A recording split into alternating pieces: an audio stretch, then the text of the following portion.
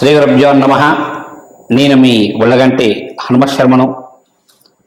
మరి ముందుగా ఇప్పుడు ప్రస్తుతం అందరికీ కూడా ఆలోచనలో ఉన్నది, చాలామంది ఆలోచనలో వెళ్తుంది ఏమిటంటే ఈ యొక్క షష్టగ్రహ కూటమి. ఈ షష్టగ్రహ కూటమి ఎప్పుడు ఏర్పడుతుంది, మరి వాటి వల్ల ఈ యొక్క మేషరాశి నుంచి మీనరాశి వారి వరకు వారి యొక్క ఫలితాలు, అంటే వాటి వల్ల వచ్చేటువంటి ఇబ్బందులు ఏమిటి, ఏ విధంగా ఉన్నాయో మనం తెలుసుకుందామండి. ఈ యొక్క షష్టగ్రహ కూటమి వచ్చేసేసి మనకి మార్చి 30వ తారీఖు 2025, అంటే మనకి ఉగాది రోజు నాడు, శ్రీ విశ్వావసు నామ సంవత్సరం రోజు నాడు మనకి ఈ యొక్క మీనరాశిలో షష్టగ్రహ కూటమి ఏర్పడుతుంది. ఈ షష్టగ్రహ కూటమిలో వచ్చేసేసి ముందుగా సూర్యుడు, చంద్రుడు, బుధుడు, శుక్రుడు, శని, రాహువు కూడా అందరే కలిపి ఈ యొక్క మీనరాశిలో వారు వస్తున్నారు. ఆ సమయంలో మరి యావత్తు ప్రపంచంలో కూడా కొన్ని చిన్న చిన్న ఇబ్బందులతో కూడుకున్న వాతావరణంగా కూడా నిలిచిందని చెప్పాలి. ముఖ్యంగా సూర్యుడు వచ్చేసేసి రాజకీయాలు, బాగా గుర్తుంచుకోండి, రాజకీయ ఆధిపత్యానికి కొన్ని దేశాలు యుద్ధాలు ప్రకటించడం కానీ, అదేవిధంగా కొన్ని రాజకీయవేత్తలు కూడా వారి యొక్క ఎత్తుగడలు అనేవి తీసుకొని రాజకీయ హోదాను పొందడానికి అని చెప్పేసి వారు ఉంటారండి. అదేవిధంగా చంద్రుడు వచ్చేసి మనస్కారకుడు కాబట్టి కొంచెం మానసికంగా కూడా చాలా మందికి, అంటే కొన్ని విషయాల్లో చెప్పుకోలేని విషయాలలో కూడా చాలా మంది కూడా మానసికంగా కూడా చాలా ఇబ్బంది పడుతూ ఉంటారు. అదేవిధంగా బుధుడు కూడా బుద్ధిహీనుడు అవ్వడంతో కొంచెం ఈ యొక్క బుధుడికి మెయిన్కి సంబంధించి ఏమిటంటే ఏ ఆలోచన, అంటే ఏ యొక్క డిసిషన్ తీసుకోవాలన్నా కూడా 1కి 10 సార్లు ఆలోచించుకొని కొన్ని నిర్ణయాలు తీసుకోవడం వల్ల, అదేవిధంగా కొన్ని తప్పుడు నిర్ణయాలు తీసుకోవడం, వీటి వల్ల కొన్ని ఇబ్బందులు వచ్చే అవకాశాలు ఎక్కువగా ఉన్నాయి.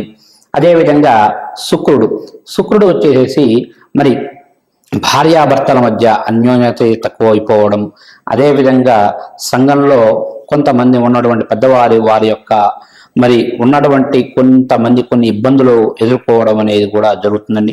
శనీశ్వరుడు బాగా గుర్తుంచుకోండి, కాలక్రమేణా ఈ యొక్క యుద్ధాలకు చాలా ముఖ్యకారకుడు. ఇప్పుడు దేశాల్లో కొన్ని యుద్ధాలు జరుగుతున్నాయి. అదేవిధంగా మరికొన్ని దేశాలతో ఇంకా యుద్ధాలు జరిగే అవకాశాలు అంటే ఎక్కువగా ఉన్నాయి. అంటే యుద్ధ వాతావరణం అనేది కూడా కొంచెం ఎక్కువగా కనిపిస్తుందండి. రాహు అదేవిధంగా ఆరోగ్యరీత్యా చాలా ఇబ్బందులు గురి చేసే అవకాశాలు ఎక్కువగా ఉన్నాయి. అంటే అంతకుముందు 2019వ సంవత్సరంలో మనకి ఈ యొక్క కరోనా వైరస్ అనేది ఏ విధంగా అయితే వచ్చిందో, ఇప్పుడు అదేవిధంగా ఈ యొక్క 2025వ సంవత్సరంలో మార్చి 30వ తారీఖు నాడు మనకి షష్టగ్రహ కూటమి ఏర్పడడం వల్ల ఇప్పుడు మనం వింటున్నాము ఈ యొక్క చైనా వల్ల మరొక వైరస్ అనేది వ్యాప్తి చెందుతుంది అని. దానివల్ల కూడా కొంచెం చిన్న చిన్న ఇబ్బందులు ఉండే అవకాశాలు ఎక్కువగా కనిపిస్తున్నాయి. కాబట్టి ఈ యొక్క షష్టగ్రహ కూటమి అనేది చాలా మందికి చాలా విధాలుగా కొంచెం నష్టాన్ని చేకూర్చే అవకాశాలు అనేవి కూడా చాలా ఎక్కువగా కనిపిస్తున్నాయండి.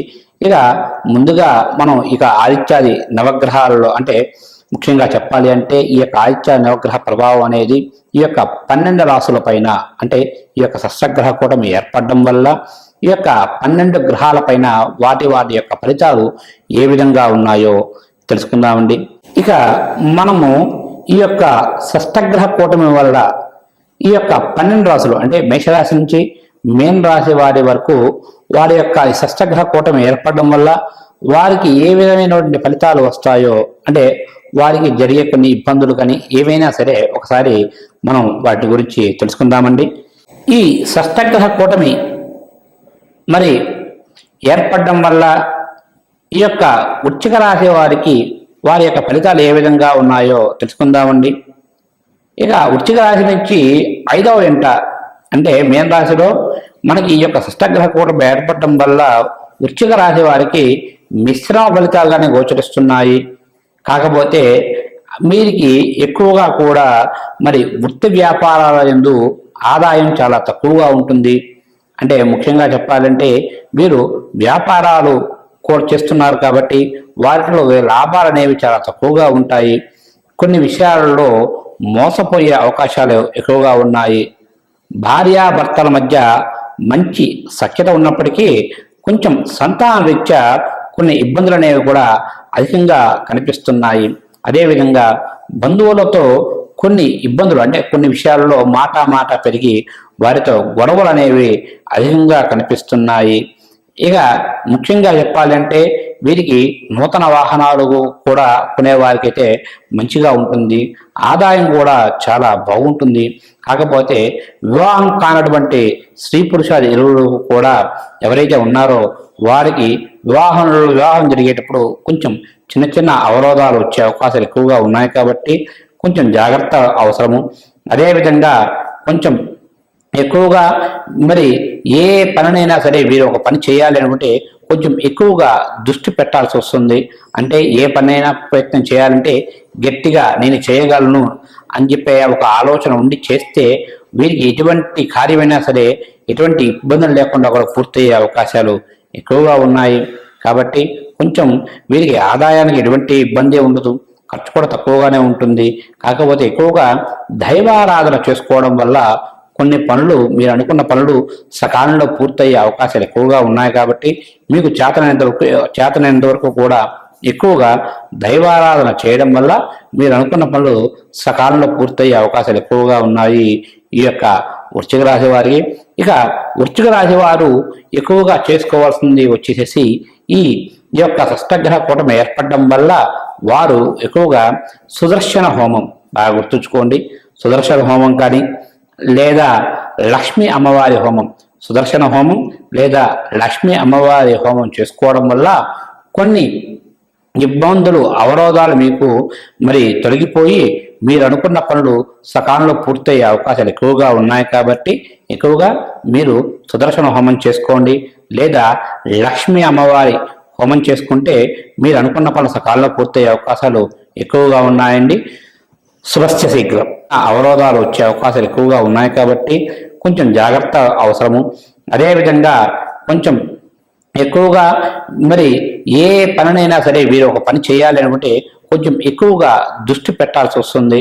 అంటే ఏ పనైనా ప్రయత్నం చేయాలంటే గట్టిగా నేను చేయగలను అని చెప్పే ఒక ఆలోచన ఉండి చేస్తే వీరికి ఎటువంటి కార్యమైనా సరే ఎటువంటి ఇబ్బందులు లేకుండా కూడా పూర్తయ్యే అవకాశాలు ఎక్కువగా ఉన్నాయి. కాబట్టి కొంచెం వీరికి ఆదాయానికి ఎటువంటి ఇబ్బంది ఉండదు, ఖర్చు కూడా తక్కువగానే ఉంటుంది.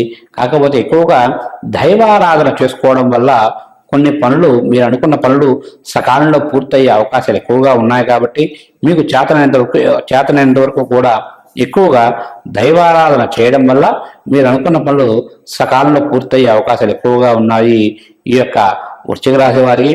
ఇక వృశ్చిక రాశి వారు ఎక్కువగా చేసుకోవాల్సింది వచ్చేసేసి ఈ యొక్క షష్టగ్రహ కూటమి ఏర్పడడం వల్ల వారు ఎక్కువగా సుదర్శన హోమం బాగా గుర్తుంచుకోండి. సుదర్శన హోమం కానీ లేదా లక్ష్మీ అమ్మవారి హోమం, సుదర్శన హోమం లేదా లక్ష్మీ అమ్మవారి హోమం చేసుకోవడం వల్ల కొన్ని ఇబ్బందులు అవరోధాలు మీకు మరి తొలగిపోయి మీరు అనుకున్న పనులు సకాలంలో పూర్తయ్యే అవకాశాలు ఎక్కువగా ఉన్నాయి. కాబట్టి ఎక్కువగా మీరు సుదర్శన హోమం చేసుకోండి లేదా లక్ష్మీ అమ్మవారి హోమం చేసుకుంటే మీరు అనుకున్న పనులు సకాలంలో పూర్తయ్యే అవకాశాలు ఎక్కువగా ఉన్నాయండి. శుభస్య శీఘ్రం.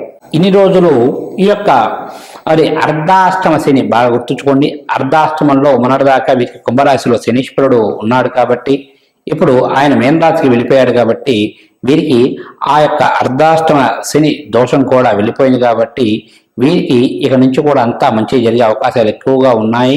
కాకపోతే కొంచెం శత్రువుల వల్ల కొంచెం అధిక బాధలు ఎక్కువగా ఉన్నాయి కాబట్టి కొంచెం ఈ యొక్క పరిహారాలు చేసుకుంటే ఈ యొక్క మరి మీకు చెప్పేటువంటి పరిహారాలు చేసుకుంటే మీకు అంతా మంచి జరుగుతుందండి.